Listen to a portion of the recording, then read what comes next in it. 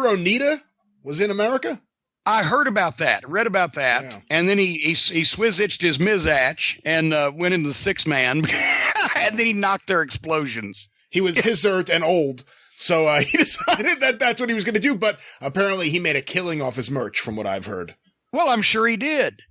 But, once again, the explosions were cheap. What, you wanted real explosions to blow you up? I don't understand this whole exploding combat zone bullshit. I was there when Onita fucking figured that shit out in the third Tupelo concession stand brawl when he and Masa Fuchi were a tag team in Tennessee. And they had the thing in Tupelo with Eddie Gilbert and Riggy Morton, which was the best one of the three of them, most violent and bloodiest, and didn't draw anywhere near the money the first one especially. But when his knees went, then he remembered, well, fuck, all that crazy shit those fuckers did in Tennessee. He's a very nice kid when he was in his early 20s. That's the last time I've, spoken to him or had any interaction with him. But they've just taken it too far. And it's just a goddamn, ridiculous clown show. But I'm glad he could come over and rape Combat Zone Wrestling because if anybody deserves to be raped for a good payoff, it's them. And then and then fuck them around and then call their shit cheap and then leave. That was great. I appreciate it. Talk about somebody that didn't want to be on the fucking team. Oh, good Lord. But what do you expect? You talk about Onita and Fuchi. I recently heard from our really good friend and old Fan Week alumni, Masa Hori. And Masa told me, I don't know how this came up, but he was talking to Masa Fuchi. And he told him about Austin Idol Live. And Masa Fuchi said, he goes, oh, he was very nice to us when we were in America. So I love the idea that in the dressing room for Jarrett, there's Austin Idol talking to Masa Fuchi, and it stayed with him for the rest of his life that this blonde man was nice to me.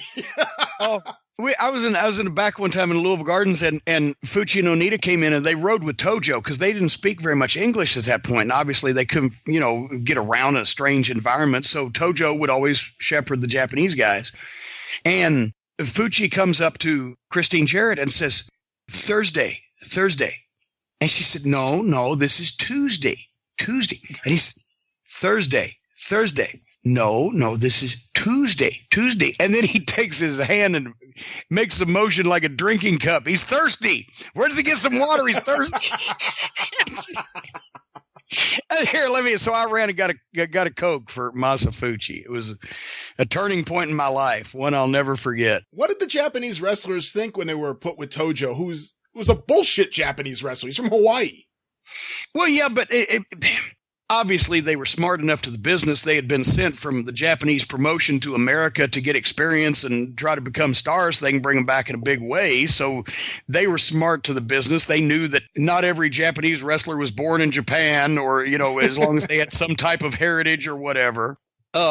They were just happy to have somebody who could drive them around when they said, where the fuck are we at in Blytheville, Arkansas, right? If you wanted to get around the Tennessee territory, the best person to be in the car with was either Tojo Yamamoto or Eddie Marlin. They could get you places, and Tojo, was their manager and kind of helped shepherd them. So I don't think they were too upset about it. Let me ask you this.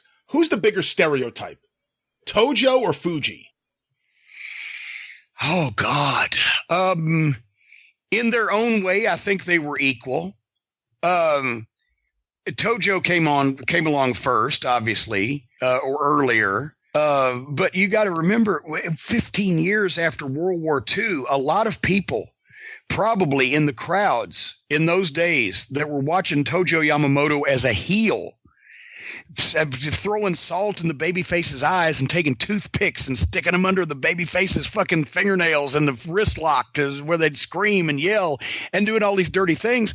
There were people in the audience that had actually served in Japan in the war fighting, that level of heat had to be incredible. And Tojo was a badass. He didn't look like it, but he was, and he wasn't going to take any shit.